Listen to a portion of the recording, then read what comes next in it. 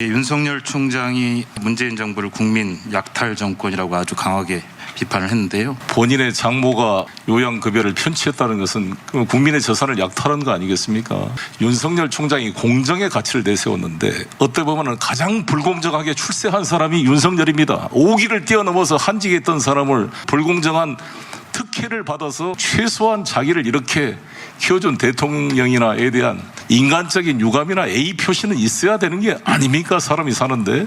문재인 대통령이 발탁했는데 문 대통령이 특혜 인사를 했다는 말씀인가요? 이재명 경기지사가 최근에 미점령군이라는 발언을 해서 그게 좀 논란이 되고 있고요. 이에 대해서 윤석열 전 검찰총장이 매우 비판을 하면서 좀 색깔론이나 이념 공방으로 지금 좀 흐르고 있는 그런 모습이 보입니다. 어떻게 보십니까? 야권 주자 중에서 가장 버거운 유력 주자는 누굽니까? 그래도 미래를 좀 보는 후보라고 할 수 있다면 저는 그나마 후보하고 후보 정도가 아닐까 생각합니다. 그 야권의 가장 유력한 후보인 주자인 윤석열 전 검찰총장이 대선 출마를 선언을 했습니다.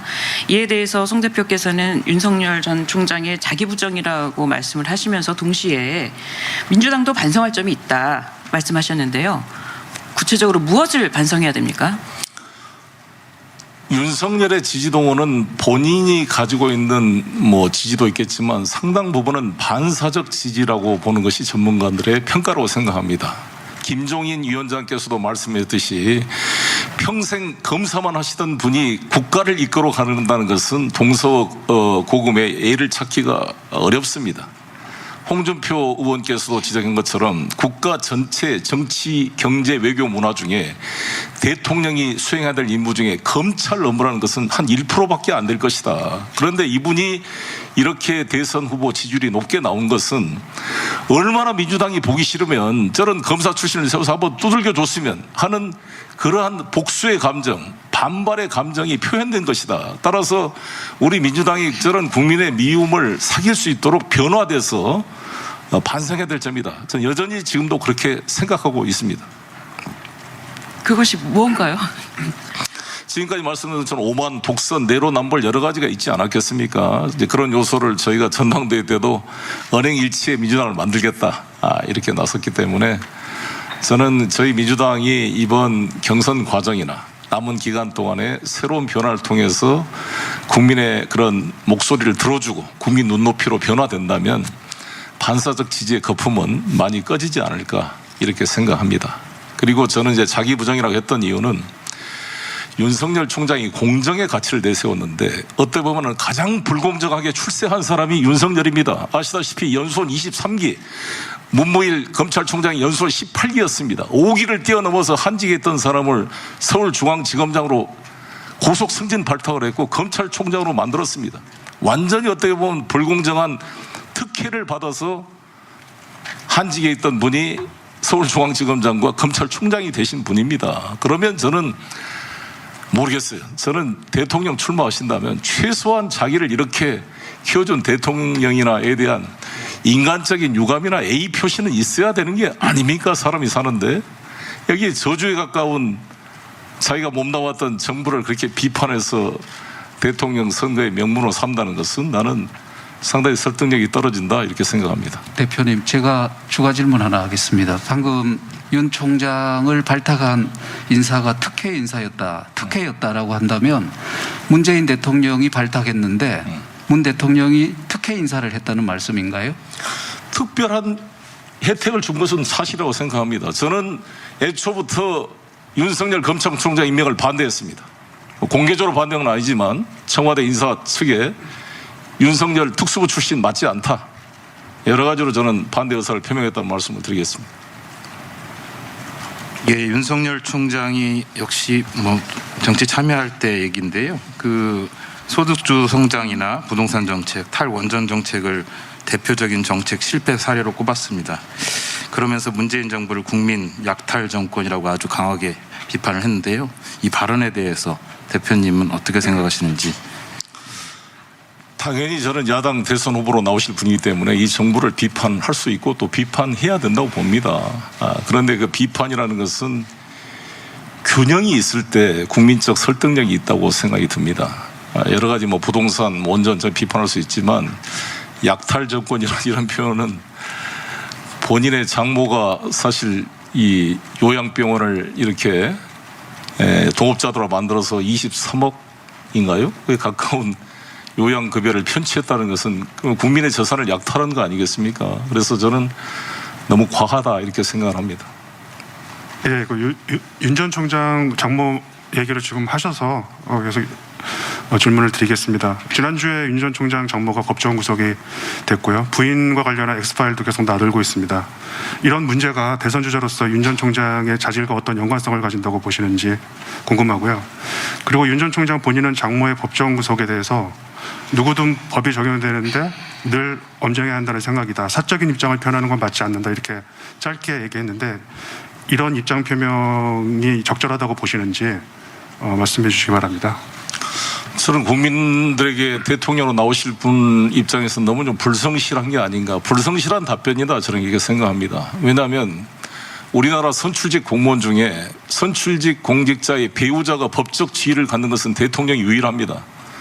저희 국회의원이나 저희 인천시장 때도 했지만 제 아내가 관용차를 썼다든지 어디 해외 가는데 비행기를 같이 타고 갔다든지 호텔을 같이 썼다면 모든 언론이 비판을 했을 것입니다. 그러나 대통령의 배우자는 청와대 부속실에 법적 지위를 가지고 도움을 받을 뿐만 아니라 예산을 배정받고 비행기 전용 대통령 전용기를 같이 타고 다니고 공식 의전 행사에 다 법적 지위를 가지고 배려를 받습니다. 따라서 대통령의 배우자는 대통령만큼은 아니라 할지라도 철저한 검증의 대상이 될 수밖에 없다. 그리고 지금 그 장모의 관계는 너무나 밀착된 관계 아닙니까? 지금 그 부인 되신 분과 장모의 관계는 같이 단순한 어머니와 딸의 관계를 넘어서 공동으로 사업을 하는 파트너의 관계입니다. 그럼 그 부인 역시 이 지금 윤석열 후보자님하고는 같은 부부 경제 공동체가 아니겠습니까? 그래서 저는 최은순 장모의 문제는 윤석열 검사 시절에 특검 시절에 박근혜 전 대통령을 구속 기소했던 경제 공동체 이론, 즉 박근혜 대통령이 직접 돈을 받지 않았지만 최순실을 통해서 돈을 받은 것은 사실상 최순실이 박근혜 대통령의 재산을 공동 관리하는 경제 공동체란 논리로 같이 공범으로 기소가 된 것입니다.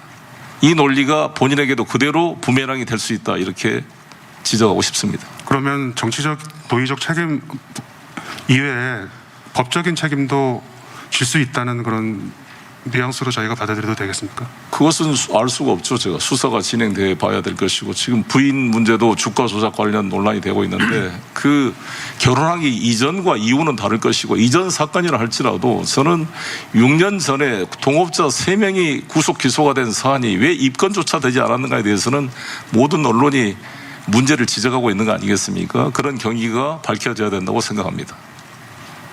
대표님, 그 조국 전 장관이 쓴 조국의 시간 혹시 읽어보셨습니까? 예. 이 일각에서는 친문이 이 조국의 시간 출간을 계기로 해서 조국을 중심으로 재결집하면 그 송 대표께서 취임 이후에 추구하고 있는 실사구시나 중도 확장 같은 이거에 방해가 되고 궁극적으로 민주당의 재집권에 방해가 될 거다라는 분석이 있는데요. 혹시 조국 씨에게 제발 좀 자중자애하라라고 충고하실 의향이 있으신가요? 저는 언론이 자중자애해 줬으면 좋겠습니다. 언론이 뭐 조국 전 장관이 썼던 SNS 하나하나를 매일매일 보도해서 그렇게 할 필요 없이 좀 놔뒀으면 좋겠어요. 그리고 실제로 조국의 시간이라는 것도 조국 전 장관이 기소되고 했을 때 얼마나 많은 언론 보도가 쏟아져 나왔습니까?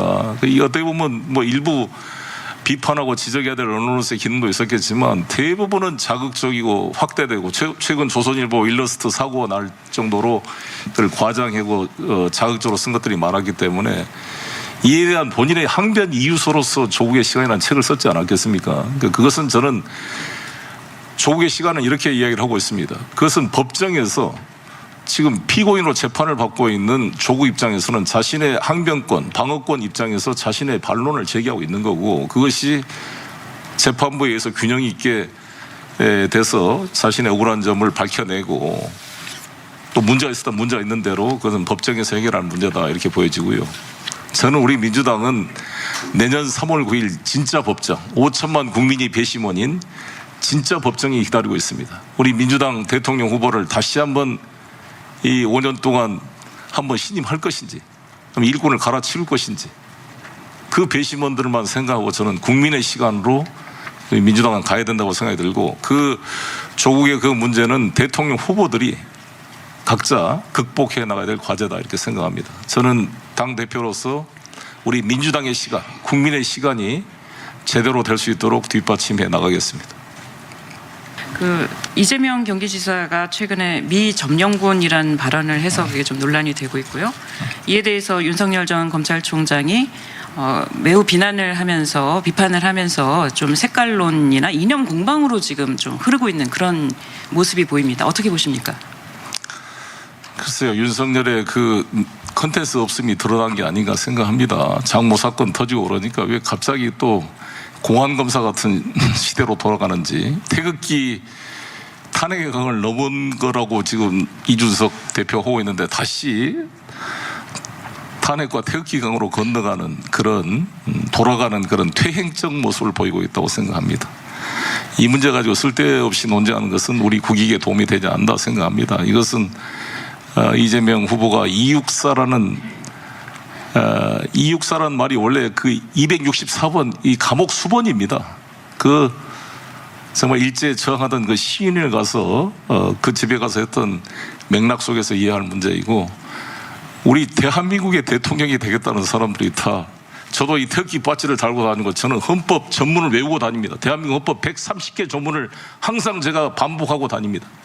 대한민국의 헌법기관으로서 우리 민주당 국회의원, 민주당 대선 후보들은 확고한 대한민국 민주공화국에 대한 충성심과 국가관을 가지고 있다고 확신합니다. 네, 한 가지 더 여쭤보겠습니다. 앞서 말씀을 하기는 하셨습니다. 이 지금 정권 심판론이 굉장히 거센 상황에서 어떻게든 정권 재창출을 하겠다는 의지에 대해서 말씀을 하셨는데 사실상 검찰총장과 감사원장이 중도 사퇴를 하거나 대선 출마 선언하는 이런 상황에서도 이런 정치적 중립성이 문제가 되는 상황에서도 정부 여권 책임이다라는 정권 심판론이 굉장히 강한데 그리고 국민의힘은 지지율이 매우 높이 치솟았고요. 민주당 주자들이 이런 상황을 어떻게 반전시킬 것인지 좀 보관이 있습니까? 네, 그 가장 중요한 게 사실 부동산 문제 해결 아니겠습니까? 근데 이제 부동산 문제에 대한 저는 해법을 가지고 있고 반드시 그건 이겨낼 수 있다는 확신을 가지고 있습니다. 부동산 가격 폭등이 우리의 미흡한 것도 있지만 전 세계적으로 유동성이 너무 풀렸고 이 전 세계적 저금리 상황에서 미국도 집값이 폭등하고 있습니다. 대부분의 있지만 물론 그렇다고 해서 제가 우리 정부의 부동산 정책에 그래서 과오를 합리화시키고자 하는 것은 결코 아닙니다. 근데 저희가 공급 대책을 좀 제대로 하지 못한 면이 있었고 조세 세금으로 부동산 문제를 해결하려고 하는 것은 대단히 저는 단견이다 이렇게 생각합니다. 그래서 그것을 제가 일부라도 보완하기 위해서 대표가 되자마자 일부의 반대를 무릅쓰고 양도세, 종부세 완화를 시도해서 돌파를 했고 공급 대책이 차질 없이 진행되도록 하고 또 제가 기획하고 있는 누구나 집 프로젝트가 곧 시작됩니다. 이걸 통해서 우리 청년들의 집 문제에 대한 희망을 만들어 보이겠습니다. 그 야권 주자 중에서 우리 민주당 대표로서 보시기에요. 가장 버거운 유력 주자는 누굽니까? 뭐 파평윤 씨 남녀가 나왔고 최재형, 홍준표, 유승민, 원희룡 이렇게 나왔는데요. 그 관련해서 김동연 전 부총리가 최근 야당 비판하는 목소리가 좀 들리는데 김동연 부총리는 혹시 민주당 후보가 될 수 있습니까? 저는 김동연 부총리께서는 이 문재인 대통령의 인간적 의리라든지 본인의 어떤 마음 자세가 이렇게 문재인 정부를 비난하고 그의 반사 효과로 대선을 나갈 분 같지는 않습니다. 그래서 저도 뭐 만나볼 계기고요. 뭐 우리랑 같이 힘을 합할 수 있을 수 있는 분이다 저는 이렇게 생각하고 있습니다. 이미 경선이 저는 야권 후보 중에 그래도 미래를 좀 보는 후보라고 할 수 있다면 저는 그나마 안철수 후보하고 오세훈 후보 정도가 아닐까 생각합니다. 뭐 저는 저도 변호사지만 이 국가 권력이 삼권 분립이라고 한다면 입법, 행정, 사법이 있는데 권력의 작동 순서가 입법이 최우선입니다. 입법이 흩어져 있는 국민들의 의사를 하나로 결집시켜서 일반 의지로 법을 제정합니다. 이 법에 기초해서 행정이 집행을 하고 이게 잘 됐는지 안 됐는지를 사후적으로 평가하는 게 사법입니다. 사법이라는 것은 변호사는 차라리 더 낫습니다. 저도 변호사를 해보니까 이게 만다고 뭘 변론 요지서를 만들고 서류로 만들어 오는 거죠. 근데 검사나 판사는 아주 경찰이 만들어 온 자료, 검사가 공소장, 변론 요지서 보고 판단하는 거잖아요. 그래서 저는 이 판사, 검사 이런 분들이 새로운 미래를, 형성적인 미래를 만들어가기는 쉽지 않다.